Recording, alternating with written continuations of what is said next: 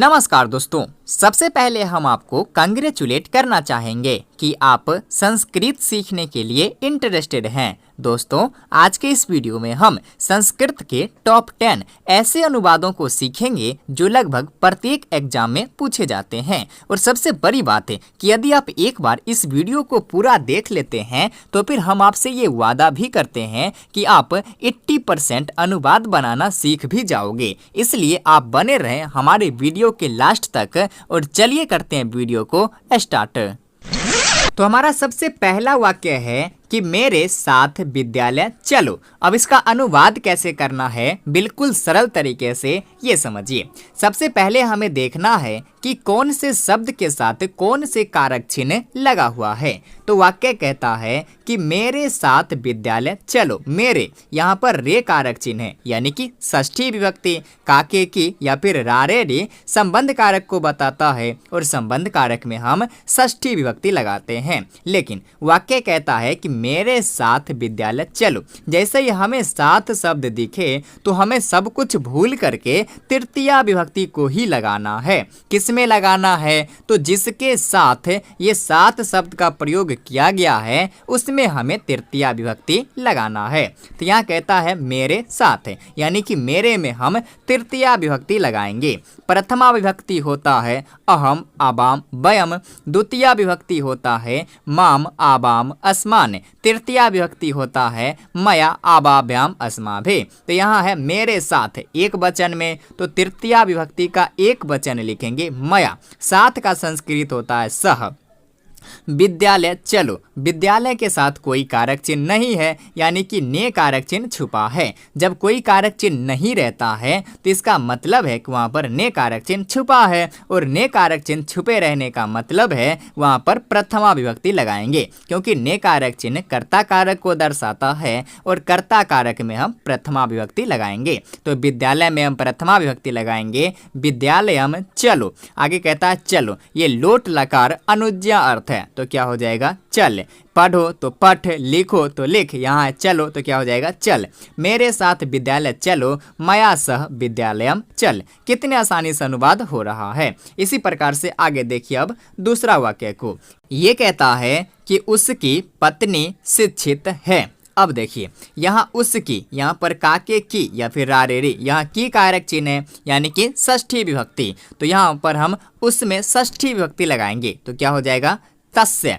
पत्नी के लिए पत्नी शिक्षित है। शिक्षित का संस्कृत शिक्षित ही होता है, लेकिन यहाँ शिक्षित शब्द का प्रयोग पत्नी के लिए किया गया है, यानी कि स्त्रीलिंग शब्द है। तो हम यहाँ पर शिक्षित में टाप प्रत्यय को जोड़कर स्त्रीलिंग शिक्षित को स्त्रीलिंग शब्द बनाएंगे तो हो जाएगा शिक्षिता। टाप का आ शेष बचता है, तो शिक्षित जोड़ आ क्या हो जाएगा शिक्षिता, और है के लिए अस्ति। उसकी पत्नी शिक्षित है, तस्य पत्नी शिक्षिता अस्ति। चलिए इसी प्रकार से आगे अब तीसरा वाक्य है कि आजकल वह गांव में रहता है। आजकल, ये आजकल जो है अव्यय शब्द है, इसका संस्कृत होता है अधुना। अधुना मतलब आजकल। वह के लिए सह गांव में, यहाँ गांव के साथ में कारक चिन्ह है, और में कारक चिन्ह अधिकरण कारक में आता है, यानी कि सप्तमी विभक्ति लगाएंगे। तो गांव में, जिस प्रकार से बालक का सप्तमी बाल के, राम का सप्तमी रामे, इसी प्रकार से गांव का हम सप्तमी करेंगे तो गांव का संस्कृत होता है ग्राम, और इसमें हम सप्तमी विभक्ति लगाएंगे एक वचन में तो हो जाएगा ग्रामे। रहता है, रहना का बस धातु होता है। आजकल वह गांव में रहता है, ये लट लकार वर्तमान काल की बात है तो हो जाएगा बस्ती।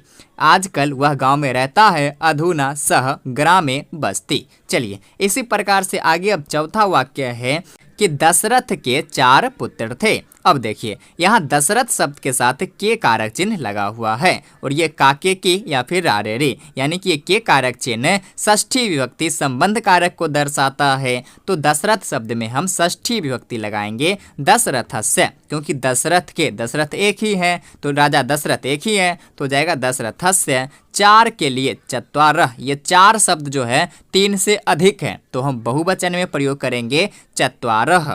पुत्र थे, 4 पुत्र हैं, जब पुत्र 4 हैं तो ये बहुवचन में हो गए, तो पुत्रः पुत्रौ पुत्राः, थे के लिए आसन। ये दशरथ के 4 पुत्र थे, दशरथस्य चत्वारः पुत्राः आसन। चलिए इसी प्रकार से आगे अब 5वां वाक्य है कि मैं भी संस्कृत पढ़ूंगा। मैं के लिए अहम, भी अव्यय शब्द है, इसके लिए अपि, संस्कृत संस्कृतम, क्योंकि यहाँ पर कोई कारक चिन्ह नहीं है तो ने कारक चिन्ह छिपा है, और ने कारक चिन्ह यानी कि हम प्रथमा विभक्ति संस्कृतम, जिस प्रकार से फलम फले फलाने, इसी प्रकार से संस्कृतम संस्कृते संस्कृतानि। यहाँ संस्कृतम ये म देखकर आप द्वितीय विभक्ति नहीं समझिएगा, ये प्रथमा विभक्ति का ही एक वचन है। आगे है पढ़ूंगा, ये लिरिट लकार भविष्यत काल की बात है कि मैं भी संस्कृत पढ़ूंगा, पढ़ता नहीं हूँ पढ़ूंगा, यानी कि भविष्य में कभी पढ़ूंगा, तो क्या हो जाएगा पठिष्यामि। मैं भी संस्कृत पढ़ूंगा, अहम अपि संस्कृतम पठिष्यामि। चलिए आगे अब 6ठा वाक्य है कि भिखारियों को भीख दो। अब देखिए यहाँ भिखारियों के साथ को कारक चिन्ह लगा हुआ है, और ये को कारक चिन्ह 2 जगह आता है, एक द्वितीय विभक्ति कर्म कारक में और एक चतुर्थी विभक्ति संप्रदान कारक में। यानी कि अब इस भिखारी शब्द में या तो द्वितीय विभक्ति लगेगा या फिर चतुर्थी विभक्ति लगेगा। चलिए इसे भी हम कंफर्म करते हैं। यहाँ वाक्य कहता है कि भिखारियों को भीख दो, तो आपको सिंपल सा फंडा याद रखना है कि जिसको भी कोई भी चीज दी जाए उसमें हमें चतुर्थी विभक्ति लगानी है। चाहे किसी को भी कोई भी चीज दी जाए उसमें हमें चतुर्थी विभक्ति लगाना है। किसमें लगाना है? तो जिसको कोई चीज हम देंगे उसमें।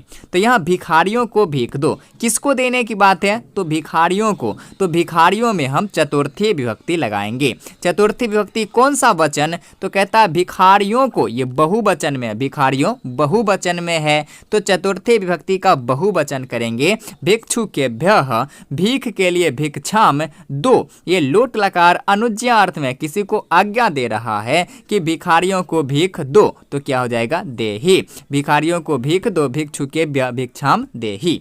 चलिए इसी प्रकार से आगे अब 7वां वाक्य है कि नीतीश कुमार बिहार के मुख्यमंत्री हैं। नीतीश कुमार, इसके साथ कोई कारक चिन्ह नहीं है, यानी कि ने कारक चिन्ह छिपा है, तो प्रथमा विभक्ति। नीतीश कुमारः बिहार के, बिहार के साथ यहाँ के कारक चिन्ह लगा हुआ है, यानी कि संबंध कारक, तो बिहार में हम षष्ठी विभक्ति लगाएंगे बिहारस्य, क्योंकि बिहार एक ही है तो बिहारस्य एक वचन लगाएंगे। मुख्यमंत्री के लिए मुख्यमंत्री है के लिए अस्ति। चलिए इसी प्रकार से आगे अब 8वां वाक्य है कि सरोवर के चारों ओर वृक्ष हैं। यहाँ देखिए ये सरोवर के साथ यहाँ के कारक चिन्ह लगा हुआ है, इसे देखकर आपको षष्ठी विभक्ति बिल्कुल भी नहीं लगाना है। वाक्य समझिए, कहता है सरोवर के चारों ओर वृक्ष हैं, जिसके चारों ओर, दोनों ओर या फिर सभी ओर की बात हो उसमें हमें द्वितीय विभक्ति लगाना है। यहाँ कहता है सरोवर के चारों ओर, किसके चारों ओर? तो सरोवर के चारों ओर, यानी कि सरोवर शब्द में हमें द्वितीय विभक्ति लगाएंगे, तो हो जाएगा सरोवरम। जिस प्रकार से रामम, फलम, बालकम, इसी प्रकार से सरोवरम। चारों ओर का संस्कृत होता है परितः, दोनों ओर का होता है अभितः या फिर उभयतः, सभी ओर का होता है सर्वतः। यहाँ है चारों ओर तो लिखेंगे परितः, और वृक्ष हैं, सरोवर के चारों ओर वृक्ष हैं। जब चारों ओर वृक्ष हैं यानी कि एक ही वृक्ष तो चारों ओर नहीं होगा, चारों ओर अलग अलग और बहुत सारे वृक्ष होंगे, तो बहुवचन में लिखेंगे वृक्षाः, हैं के लिए सन्ति। सरोवर के चारों ओर वृक्ष हैं, सरोवरम परितः वृक्षा सन्ति। इस बात को आपको ध्यान में रखना है कि जिसके दोनों ओर, चारों ओर या सभी ओर की बात हो उसमें हमें द्वितीय विभक्ति लगाएंगे। जैसे यहाँ सरोवर के चारों ओर की बात है तो सरोवर शब्द में हम द्वितीय विभक्ति लगाएंगे सरोवरम, चारों ओर के लिए परितः, वृक्ष के लिए वृक्षा, है के लिए सन्ति। तो दोस्तों ये था हमारा आज का वीडियो संस्कृत अनुवाद का। बाकी ये वीडियो आपको कैसी लगी अपनी राय जरूर कमेंट करें, और ये वीडियो देखने के बाद अब आपको संस्कृत अनुवाद कितने % समझ में आ गया ये बात आप हमें कमेंट बॉक्स में लिखकर जरूर बताएं। तब तक के लिए धन्यवाद।